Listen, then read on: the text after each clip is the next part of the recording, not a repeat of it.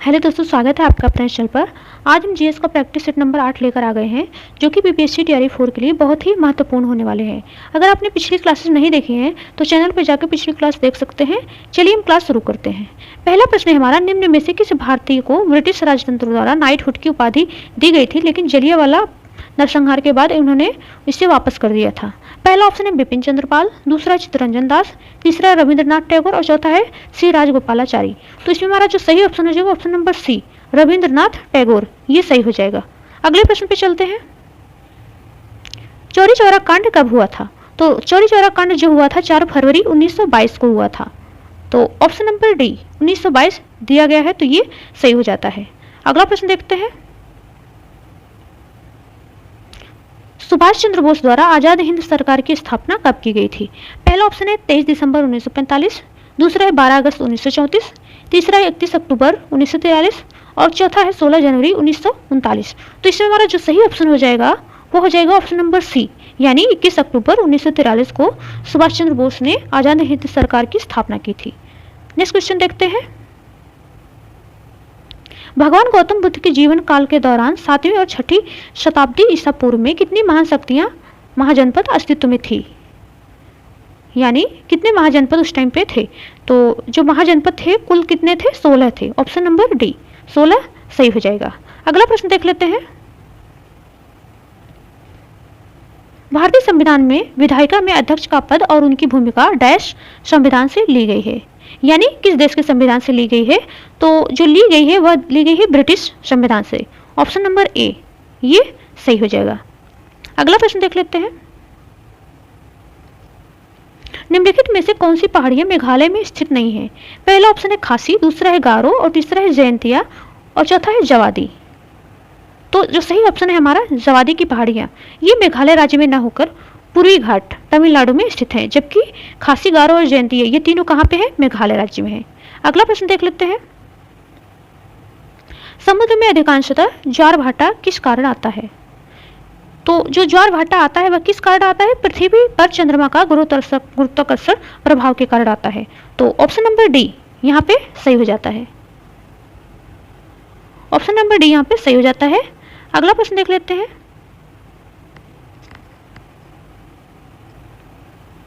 निम्न में से कौन सा पर्वतीय दर्रा उत्तराखंड राज्य में स्थित है? पहला ऑप्शन है बोमडेला दर्रा, दूसरा है मंगलशा दर्रा, धुरा दर्रा और तीसरा है नाथुला दर्रा और चौथा है बड़ा लाचा दर्रा। तो इसे हमारा जो सही ऑप्शन हो जाएगा ऑप्शन नंबर बी, मंगलशा धुरा दर्रा, ये उत्तराखंड राज्य में स्थित है। अगले प्रश्न पे चलते हैं। निम्नलिखित में से अलकनंदा और मंदाकिनी का संगम कौन सा है? यानी अलकनंदा और मंदाकिनी जहाँ पे मिलती है उस स्थान को किस नाम से जाना जाता है? तो उस स्थान को जाना जाता है रुद्रप्रयाग के नाम से। ऑप्शन नंबर ए, रुद्रप्रयाग सही हो जाएगा। अगले प्रश्न पे चलते हैं। निम्न में से कौन सी मृदा भारी वर्षा और उच्च आर्द्रता वाले क्षेत्रों में पाई जाती है? पहला ऑप्शन है पीली मृदा, दूसरा है लाल मृदा, तीसरा है दलदली मृदा और चौथा है लवण मृदा। तो इसमें हमारा जो सही ऑप्शन हो जाएगा ऑप्शन नंबर सी, दलदली मृदा, ये हमारा सही हो जाएगा। अगले प्रश्न पे चलते हैं। भारतीय संविधान का निम्नलिखित में से कौन सा अनुच्छेद नागरिकों के लिए आजीविका के पर्याप्त साधनों का अधिकार सुनिश्चित करने के लिए निर्देश देता है? तो यह कौन सा अनुच्छेद है? यह अनुच्छेद है 39, यानी ऑप्शन नंबर बी यहाँ पे सही हो जाता है। अगला प्रश्न देख लेते हैं। राष्ट्रपति के नाम पर जारी और निष्पादित किए गए आदेशों और अन्य दस्तावेजों को निम्न में से किसके द्वारा प्रमाणित किया जाना होता है? पहला ऑप्शन है राष्ट्रपति द्वारा, दूसरा है संबंधित मंत्री द्वारा, तीसरा है प्रधानमंत्री द्वारा और चौथा है उस प्रकार से जो कि राष्ट्रपति द्वारा बनाए गए नियमों में निर्दिष्ट किए गए अनुसार हो। तो इसमें हमारा जो सही ऑप्शन हो जाएगा ऑप्शन नंबर डी, यही सही हो जाएगा, यानी उस प्रकार से जो कि राष्ट्रपति द्वारा बनाए गए नियमों में निर्दिष्ट किए गए अनुसार हो। तो अगला प्रश्न देख लेते हैं। भारतीय संविधान का निम्न में से कौन सा अनुच्छेद केंद्र और राज्यपाल की सिफारिश पर राज्य प्रशासन को नियंत्रण में लेने की शक्ति देता है? तो ये जो अनुच्छेद है वह अनुच्छेद है 356। Option number A, option number A यहाँ पे सही हो जाता है। अगला प्रश्न देख लेते हैं। भारतीय संविधान के निम्नलिखित अनुच्छेदों में से किसमें भारत में संघ और राज्य लोक सेवा आयोगों के कर्तव्य और कार्यों का वर्णन है? पहला ऑप्शन है अनुच्छेद 312, दूसरा है अनुच्छेद 320, तीसरा है अनुच्छेद 308 और चौथा है अनुच्छेद 316। तो इसमें हमारा जो सही ऑप्शन हो जाएगा ऑप्शन नंबर बी 320। इसमें संघ और राज्य लोक सेवा आयोगों के कर्तव्यों और कार्यों का वर्णन है। अगला प्रश्न देख लेते हैं। प्रक्षेप के पथ को उसका डैश कहा जाता है। तो प्रक्षेप के पथ को उसका क्या कहा जाएगा? प्रक्षेप पथ कहा जाएगा। ऑप्शन नंबर सी ये सही हो जाएगा। अगला प्रश्न देख लेते हैं। जब किसी वस्तु की गति ध्वनि की गति से अधिक हो जाती है तो कहा जाता है कि वह डैश की गति से यात्रा कर रही है। तो इसमें हमारा जो सही ऑप्शन होगा वह होगा option number A. Option number A हमारा यहाँ पे सही हो जाएगा ऑप्शन, यानी पराध्वनिक सुपरसोनिक।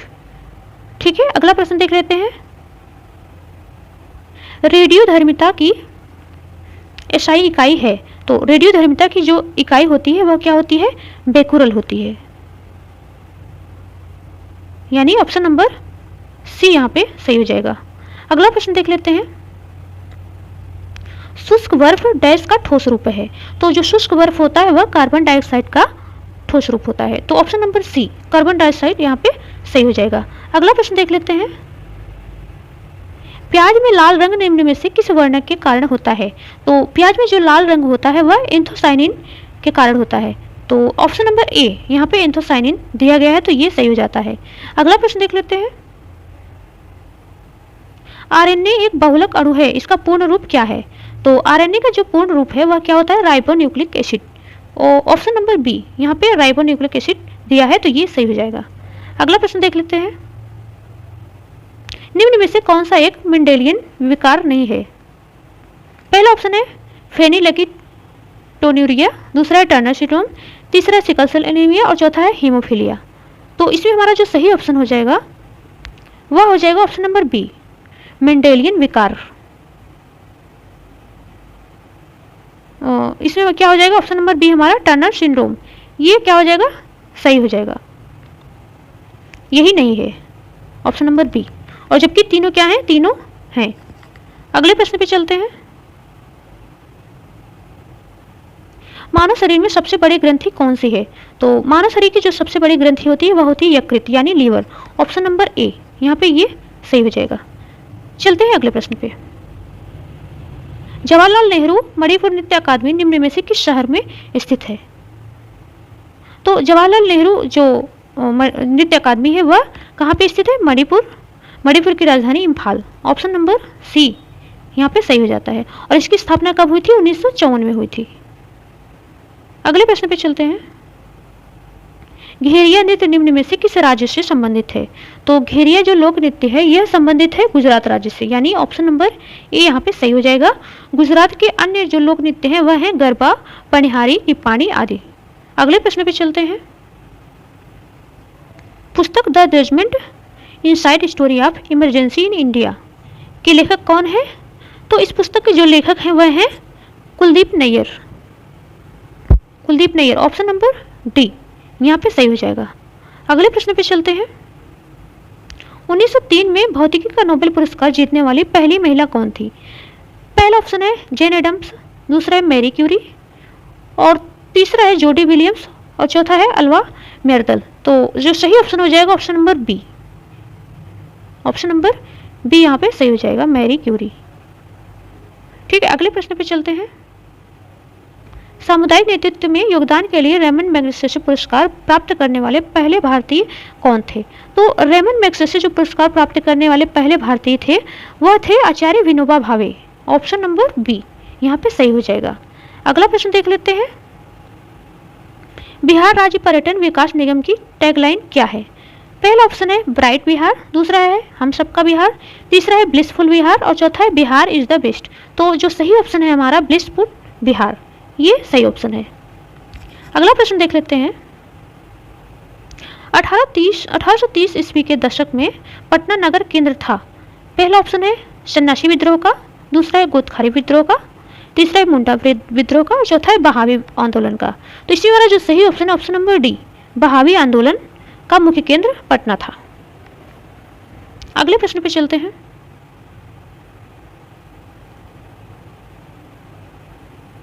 केसरिया सुप्रसिद्ध है?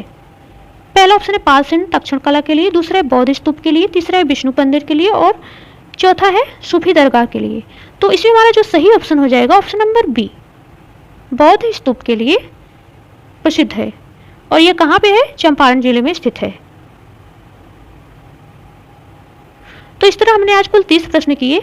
अगर आपको ये क्लास पसंद आई है तो इसको लाइक करिए, ज़्यादा से ज़्यादा शेयर करिए और चैनल को सब्सक्राइब कर लीजिए। मिलते हैं किसी अन्य वीडियो में, तब तक के लिए धन्यवाद।